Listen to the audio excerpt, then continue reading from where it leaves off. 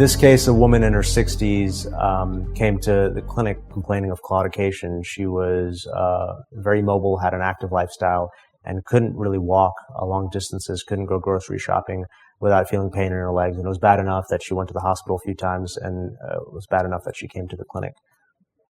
So all my cases, I usually go contralateral, and I use an up and over approach. And I usually start off with a 7 French Ansel sheath to go to the ipsilateral common femoral artery.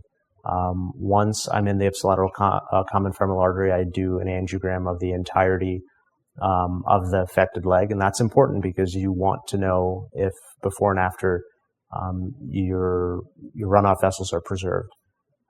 So once I saw the occlusion or the lesion, it was a short segment high-grade stenosis. So the main goal is to get through the occlusion.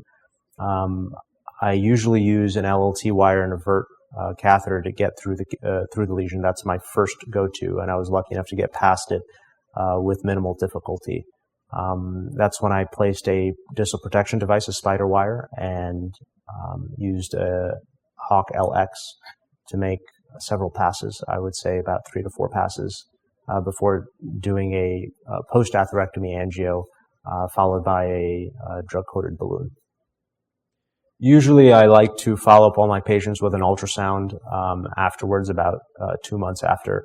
But the most important thing is her symptoms relieved. And in her case, she was able to walk with no discomfort and able to have a more fulfilling life.